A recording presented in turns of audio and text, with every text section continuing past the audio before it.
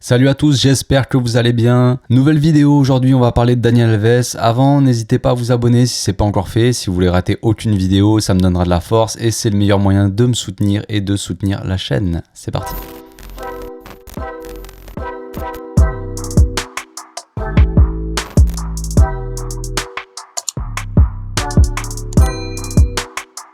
Retour de Dani Alves au Bercail, juste après le retour de Xavi, franchement il y a de quoi être nostalgique. Il y avait beaucoup de rumeurs ces derniers jours, même il y a déjà plusieurs semaines aussi, j'avais donné mon point de vue dans une vidéo aussi. Donc là on va un peu plus s'étendre sur le sujet. Tout s'est passé assez rapidement, je sais pas si Xavi était chaud au départ pour ce retour. Il y a eu pas mal d'infos contradictoires qui sont sorties comme d'hab. Mais finalement après quelques réunions avec la direction, Xavi aurait pris la décision de le signer pour 6 mois plus une année en option, selon le niveau qu'il affichera sur le terrain. Donc à 38 ans, Dani Alves, nouveau joueur du Barça, pour la deuxième fois. Il est plus de première fraîcheur le bonhomme, mais bon, on va voir ce que ça donne. Évidemment, il pourra pas démarrer directement, il faudra attendre la trêve. Il commencera en janvier, le temps de se remettre en forme normalement. Il passera quand même sa visite médicale demain et pourra déjà rencontrer ses nouveaux collègues au centre d'entraînement. Bon déjà, moi j'étais totalement pour son retour, et pour plusieurs raisons, je vous explique pourquoi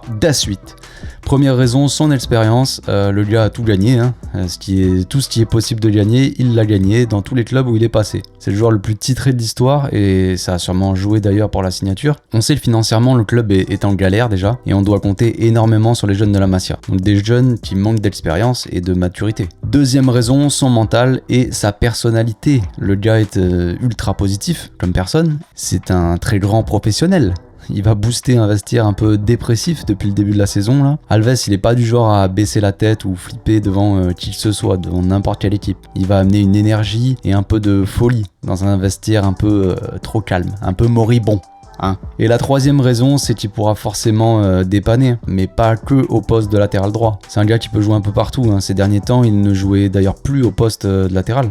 Il était plus milieu de terrain quand il jouait à Sao Paulo. Il avait d'ailleurs dit lui-même qu'il préférait jouer au milieu pour toucher un peu plus de ballons. Après, on connaît un peu le jeu sud-américain, si on peut appeler ça du jeu.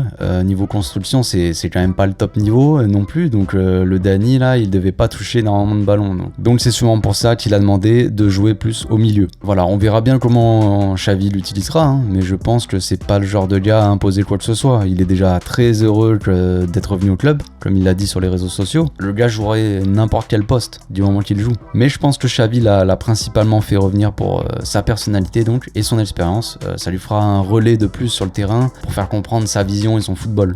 Surtout aux jeunes. Et puis l'autre mission, on va dire, de Dani Alves, ce sera de guider le petit Serginho Dest. On le sait, au Barça, depuis que Alves est parti, on n'a jamais réussi à trouver son remplaçant. On a tous dit que Dest allait être le futur Dani Alves, mais on voit bien que c'est un peu compliqué pour lui. Je pense que c'est juste une question de confiance. On voit qu'il a énormément de talent, le gamin. Genre, il a la vitesse, le niveau technique, franchement, il est très chaud. Il est très bon dans les petits espaces, il est super vif pour sortir d'un marquage. Après, défensivement, il lui manque un peu d'agressivité, un peu de la rage, la grinta que Dani avait sur le terrain. Donc, qui mieux que Alves peut former un Alves?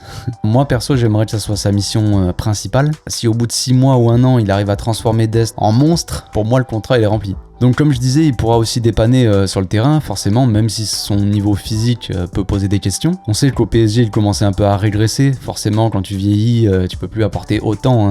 Au Barça, le gars était infatigable. Monter, descendre, monter, descendre, monter, descendre. Le gars n'arrêtait pas. Il avait 18 poumons, quoi, le gars. Bref. Mais d'un côté, on l'a vu au JO, il était monstrueux, le gars. Pourtant, en face, t'avais que des gamins de 20 ans là qui cavalent dans tous les sens. Ça l'a pas empêché de manger tout le monde, le mec. Alors on verra. Moi, je pense que c'est un pari qu'il fallait prendre. Et dans le pire des cas, c'est pas comme si on le payait très cher non plus. Après, je connais pas exactement le salaire. Il y a des rumeurs comme quoi il serait payé 1 euro la semaine, je crois.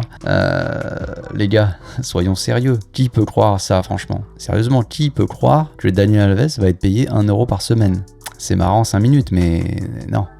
Arrêtez arrêtez ça. Vous avez dû remarquer, en ce moment, il y a un peu une hype pour le Barça des grandes années. Entre le retour de Xavi, celui de Dani, on parle aussi d'un retour de Puyol, Valdés et tout ça. Et maintenant, on entend de plus en plus le Don Andrés qui s'exprime sur le club de plus en plus. Ça lui fait mal de voir le club dans cet état. On le comprend, hein, c'est pareil pour nous frérot. Genre, donc il envisagerait un retour au club d'ici quelques temps. Bah vas-y frère, let's go. Moi je suis chaud. Moi je suis chaud pour l'idée, Andrés. Je le vois bien en adjoint de Xavi, évidemment. Reformer un peu le duo magique sur le banc de touche, après toutes ces années, pourquoi pas. Ces deux-là sont les deux côtés d'une même pièce, le yin et le yang. Non sérieux, moi cette histoire me fait penser plus ou moins à l'association Pep-Tito. Xavi est un peu plus expressif, comme Pep, qui était un peu taré sur le bord du terrain. Et le Don Andrés, c'est plus le gars posé, qui réfléchit, qui vient te souffler la solution dans l'oreille. Mais bon, déjà, il va finir tranquillement sa carrière chez les Nippons. Il faut vendre un peu de caisse de vin encore. Donc voilà. Ensuite, il passera ses diplômes et il pourra lui aussi à son tour revenir à la baraque. Il n'y a pas de problème. En parlant de retour à la baraque, il y a une rumeur qui est sortie récemment. Je finirai avec ça. Xavi voudrait faire revenir Thiago Alcantara. Alors moi, directement, ça me touche au cœur. Ça c'est mon péché mignon, ça. Ça, c'est mon gamin, c'est mon poulain, bordel. Pour moi, c'est la plus grande erreur du club de l'avoir laissé partir pour le Bayern. Surtout qu'on l'avait, franchement, on l'avait vendu pour, genre, je sais plus exactement, mais peut-être 30, 40 millions, peut-être 28. Il y avait un 8 dans le lot. Bref, bon, déjà, moi, Thiago, je l'adore comme joueur. Je rêve de son retour depuis déjà des années. Hein. On annonçait les arrivées de Rakitic, Paulinho, Arthur, Pjanic, tous les milieux de son passé. Moi, j'attendais juste Thiago. J'étais comme un gamin au grillage qui attend dans la cour d'école, qui attend ses parents qui reviennent le chercher. Moi, c'est pareil. J'attendais Thiago. Perso, le reste, c'était juste des lots de consolation comme ça, genre. Mais maintenant, le problème, c'est, voilà, il revient dans quel état? Le gars a 30 ans. Bon, c'est pas hyper vieux non plus, mais bon. Il a 30 ans, la moitié du temps il est soit blessé, soit sur le banc. Depuis qu'il est arrivé à Liverpool, perso j'arrive pas vraiment à juger de son niveau. J'ai l'impression qu'il joue vraiment pas souvent. Mais bon, ça reste quand même, comme j'ai dit, un joueur moi que j'adore. Alors pourquoi pas, même si les milieux c'est loin d'être la priorité quand même. C'est sûr que si on pouvait avoir des mecs comme Anthony ou Adeyemi par exemple, pour moi ça serait parfait, en tout cas ça serait mieux. Parce qu'au milieu on a quand même de quoi faire, même s'il y a beaucoup de jeunes, voilà. Il y a aussi Pjanic qui est en prêt, qui devrait revenir l'année prochaine, on va voir ce que Xavi va en faire, mais on en a des milieux, on en a pas mal. Hein. Donc on verra bien, moi je fais confiance à Xavi quand même, s'il dit qu'on a besoin d'un joueur, bah ça doit être le cas, hein. Sauf pour la prolongation de Sergio Roberto, ça par contre, je te suis pas Xavi. Je ne te suis pas là-dessus. Bref, c'est tout pour aujourd'hui. J'espère que la vidéo vous aura plu. Dites-moi dans les commentaires ce que vous en avez pensé, si ça vous intéresse. Sinon, on se retrouve la semaine prochaine pour une nouvelle vidéo. D'ici là, passez une bonne journée. Ciao.